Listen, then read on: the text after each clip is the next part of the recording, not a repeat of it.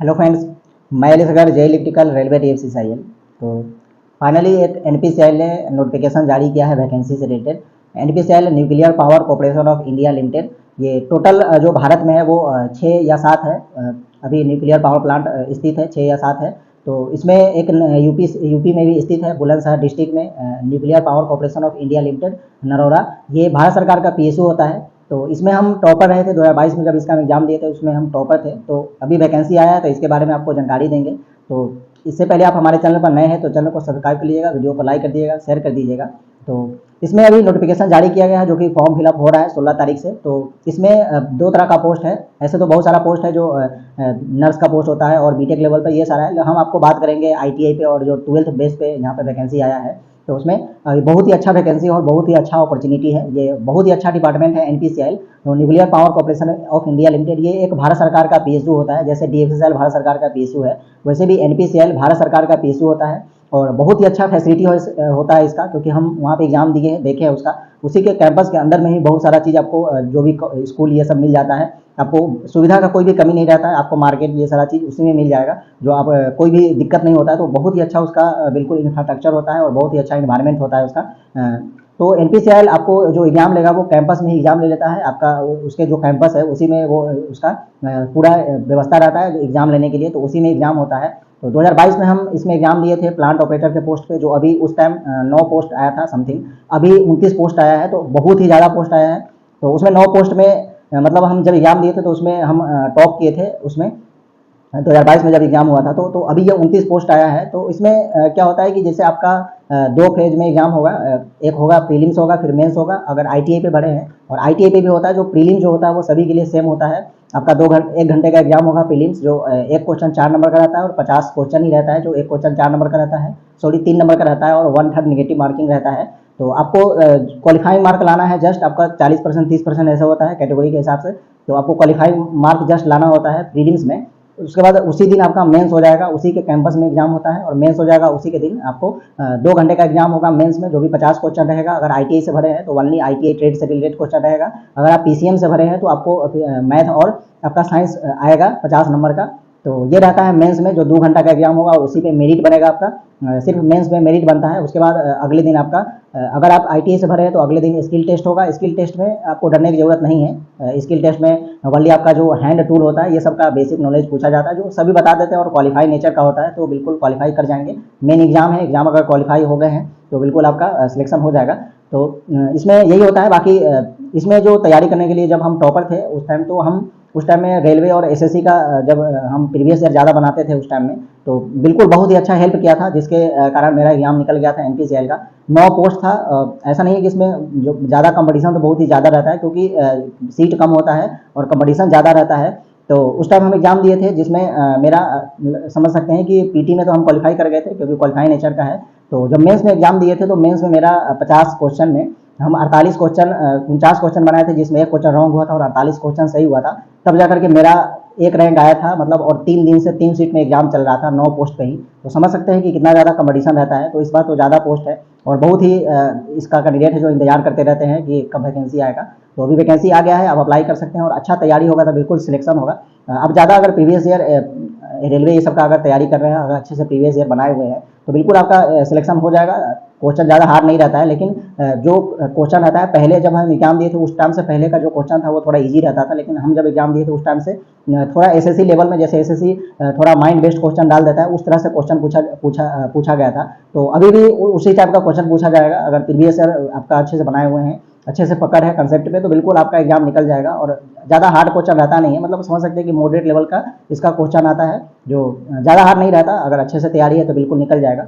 तो ये सब था। बाकी इसमें बहुत ही अच्छा इन्वायरमेंट होता है। बाकी नोटिफिकेशन हम है उसमें डिटेल में आपको बता देंगे सारा चीज़। तो ITI से है तो अगर फिटर इलेक्ट्रीशियन इंस्ट्रूमेंटेशन ITI किए हैं तो वहाँ से आप भर सकते हैं, और PCM किए हैं तो वो भर सकते हैं। बाकी आपका इसमें हाइट 160 सेंटीमीटर होना चाहिए और वेट 45.5 kg से कम नहीं होना चाहिए। और 2 साल आपको ट्रेनिंग पर रखा जाता है, जिसमें आपको 20,000 पहले साल मिलेगा, दूसरे साल 22,000 रुपये मिलेगा। और उसके बाद लेवल 3 का सैलरी मिलेगा, जो कि बहुत ही अच्छा सैलरी बन जाएगा। जब आपको 2 साल बाद हो जाएगा तो लगभग 45,000 के आसपास सैलरी बनेगा, क्योंकि जैसे डीएसएल में बहुत सारा अलाउंस जुड़ता है, वैसे ही एनपीसीएल पीएसयू है तो उसमें भी सैलरी के अलावा बहुत सारा अलाउंस आपको जुड़ेगा, जिससे के कारण बहुत सारा सैलरी बढ़ जाता है और सैलरी ज़्यादा बनने लगता है। तो वैसे वहाँ भी है, तो बिल्कुल आप एग्ज़ाम दें, ट्राई करें और हो जाएगा तो बिल्कुल ज्वाइन करें। हम ज्वाइन नहीं किए इसलिए कि मेरा एनपीसीएल और डीएसएल दोनों एक ही साथ हुआ था, तो हम पहले डीएसएल ज्वाइन कर लिए थे, इसीलिए एनपीसीएल को हम स्किप कर दिए थे। तो उसमें इसमें वेटिंग लिस्ट भी आता है, जैसे आपका अगर 10 वैकेंसी है तो एक साथ मेन लिस्ट में 20 कैंडिडेट का रिजल्ट दिया जाता है, 10 कैंडिडेट वेटिंग में रहते हैं और 10 कैंडिडेट का मेन पैनल में लिस्ट रहता है। अगर मेन पैनल से कोई भी कैंडिडेट छोड़ देता है तो या 1 साल के अंदर में अगर कोई भी जैसे रिजाइन दे देता है तो उसके जो नीचे रहते हैं जो वेटिंग लिस्ट में लिया जाता है उससे यहाँ पे उनका सिलेक्शन हो जाता है। तो ये रहता है, बाकी जो भी डिटेल है वो नोटिफिकेशन में बताएंगे। तो चलिए नोटिफिकेशन देख लेते हैं। तो यहाँ पे देख सकते हैं ये एनपीसीएल का नोटिफिकेशन है। यहाँ पे nuclear power corporation of India limited, ये गवर्नमेंट ऑफ इंडिया इंटरप्राइजेज, तो ये जिला बुलंदशहर उत्तर प्रदेश में स्थित है, यूपी का। तो यहाँ पे अभी एप्लीकेशन चालू हो गया है, ये देख सकते हैं यहाँ पे 16 यहाँ पे जुलाई से एप्लीकेशन यहाँ पे शुरू हो गया है। तो आप बिल्कुल एप्लीकेशन यहाँ पे आप फिल कर सकते हैं फॉर्म। तो यहाँ पे बहुत सारा पोस्ट है, ITI और 10+2 के अलावा भी बहुत सारा पोस्ट है, वो आप देख लीजिएगा। जो आप एलिजिबल है तो आप बिल्कुल अप्लाई कर सकते हैं यहाँ पे। तो यहाँ पे ये देखिए कि यहाँ पे ITI के लिए यहाँ पे फीटर इलेक्ट्रीशियन इंस्ट्रूमेंटेशन, यहाँ पे फीटर में 10 पोस्ट है, इलेक्ट्रीशियन में 8 पोस्ट है और इंस्ट्रूमेंटेशन में यहाँ पे 12 पोस्ट है। और यहाँ पे ये देख सकते हैं ये 10+2 के लिए यहाँ पे 29 पोस्ट यहाँ पे है, जो कि बहुत ही अच्छा पोस्ट है। जब हम 2022 में यहाँ पे एग्जाम दिए थे तो उसमें टोटल 9 पोस्ट था, 9 पोस्ट के ही आसपास कुछ ऐसा पोस्ट था, लेकिन अभी भी देख सकते हैं 29 पोस्ट आया, जो कि बहुत ही अच्छा पोस्ट है यहाँ पे। तो बिल्कुल आप अप्लाई कर दीजिएगा यहाँ पे। और ये फीटर इलेक्ट्रीशियन इंस्ट्रूमेंटेशन और यहाँ पे ये वाला है जो कि 10+2 पे है, तो यहाँ पे है। बाकी इसमें एलिजिबिलिटी दिया है, बैकलॉग वैकेंसी भी है, तो कोई भी यहाँ पे देख सकते हैं बैकलॉग वैकेंसी है। उसके बाद यहाँ पे बहुत सारा चीज़ दिया गया है। ये नोटिफिकेशन आप टेलीग्राम से यहाँ पे डाउनलोड कर सकते हैं और वहाँ से जाकर आप बिल्कुल नोटिफिकेशन देख लीजिएगा, इसमें क्या क्या है अच्छे से देख लीजिएगा, उसका फॉर्म अप्लाई करिएगा।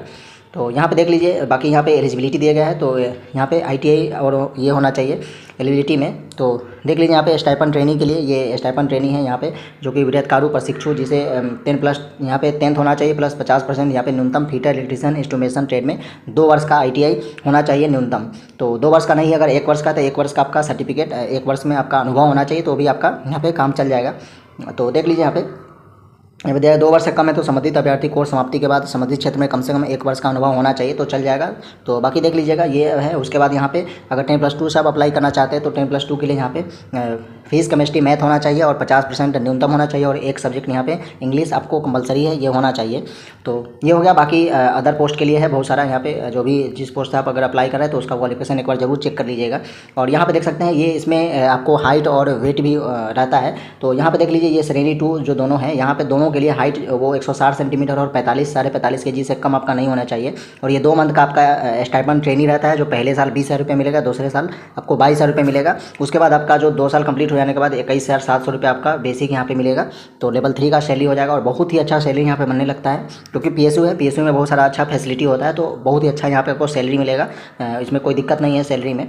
तो यहाँ पे देख लीजिए, बाकी इसमें दिखाया गया है, जब यहाँ पे 21,700 आपको मिलेगा ये वाला। और ये पोस्ट है जो कि 18 से 24 ईयर एज है। बाकी कैटेगरी के हिसाब से यहाँ पे छूट आपको मिल जाएगा। तो ये सब है। बाकी यहाँ भी सैलरी के यहाँ पे दिया गया है। बाकी आपको देख लीजिए यहाँ पे जो भी आपका अलाउंस मिलेगा वो सारा अलाउंस के बारे में यहाँ पे दिया गया है। परिवहन भत्ता, ये सब भत्ता, मतलब बहुत सारा भत्ता मिलता है, क्योंकि PSU है तो PSU में बहुत सारा जो सैलरी होता है बेसिक पे होता है, उसके अलावा भी बहुत सारा यहाँ पे फैसिलिटी मिलता है, जैसे DFCCL में मिल रहा है वैसे ही वहाँ पर भी है। तो बहुत सारा चीज़ है यहाँ पे। तो देख लीजिएगा यहाँ पे। फिर यहाँ पे देख लीजिए B में भी दिया गया है, ये इतना सारा जो भी इसमें यहाँ पे सुविधा दिया गया है, ये सारा चीज़ आपको मिलेगा। तो ये सारा चीज़ दिया गया है, जो कि बहुत ही अच्छा सैलरी बन जाएगा जब आप ज्वाइन करेंगे। उसके बाद आपका जब 2 साल हो जाएगा उसके बाद लगभग आपका 43-44 हज़ार के रूप में वहाँ पे सैलरी आपको देखने को मिलेगा। तो बहुत ही अच्छा फैसिलिटी भी रहता है इसका और बहुत ही अच्छा आपको सैलरी देखने को मिलेगा। तो देख लीजिए, बाकी ये सब चीज़ है। और यहाँ पे चयन प्रक्रिया दिया गया है कि क्या कैसे आपका चयन होगा। तो यहाँ पे देख लीजिए, सिलेबस जो प्रीलिम्स होता है वो दोनों का प्रीलिम्स होगा वो 1 घंटे का होगा और 50 क्वेश्चन रहता है, 50 क्वेश्चन रहेगा दोनों में। और एक क्वेश्चन 3 नंबर का रहता है और 1 घंटा का होगा, लेकिन एडवांस टेस्ट होगा वो 2 घंटे का होगा और 50 क्वेश्चन ही रहता है और 3 नंबर का एक क्वेश्चन रहता है और 1/3 नेगेटिव मार्किंग रहता है। और अगर आप ITI पे देना है तो आपको स्किल टेस्ट भी देना होगा। यहाँ पे स्किल टेस्ट आपको यहाँ पे देना पड़ेगा जब ITI से आप दे रहे हैं। तो अगर आप ITI से नहीं है, 10+2 से है, तो आपको स्किल टेस्ट नहीं देना होगा, डायरेक्ट यहाँ पे स्टेज 1 होगा, स्टेज 2 होगा और यहाँ पे आपका सिलेक्शन हो जाएगा।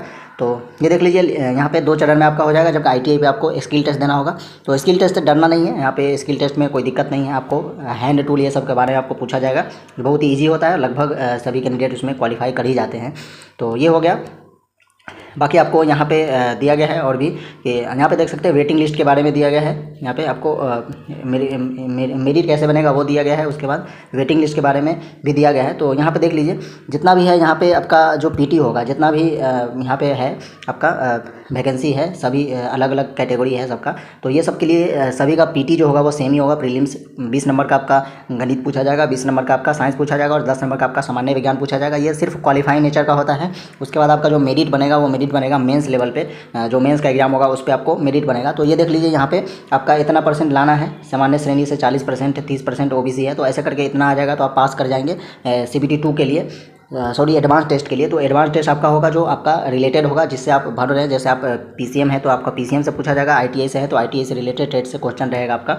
तो ये सारा चीज़ है। बाकी यहाँ पे ये सब दिया गया है, बहुत सारा डिटेल में नोटिफिकेशन है, वीडियो ज़्यादा लंबा हो जाएगा। और यहाँ पे देख सकते हैं वेटिंग लिस्ट निकाला जाता है। यहाँ पे जितना आपका जितना जैसे 10 अगर सीट है यहाँ पे, तो यहाँ पे 20 का कैंडिडेट का मेन लिस्ट में नाम रहता है। अगर ये 10 मेन में रहता है और 10 यहाँ पे वेटिंग में रहता है, अगर 10 में से कोई भी छोड़ते हैं तो वेटिंग वाला को यहाँ पे मौका मिलता है और उनका यहाँ पे नीचे चांस बन जाता है, तो वो अपना ज्वाइन करते हैं जिनको करना होता है। तो ऐसा यहाँ पे दुगना वैकेंसी का दुगना लिया जाता है, जो कि लास्ट में मेन लिस्ट में। तो 10 वेटिंग में रहता है और 10 यहाँ पे मेन पैनल में रखा जाता है। तो उसके लिए है। बाकी यहाँ सब दिया गया है, तो आप फॉर्म जल्दी जल्दी अप्लाई कर सकते हैं। बाकी हम वीडियो में बता ही दिए हैं सब चीज़, जो भी है। कोई भी डाउट है तो आप बिल्कुल हमसे पूछ सकते हैं। आप टेलीग्राम से ज्वाइन हो सकते हैं।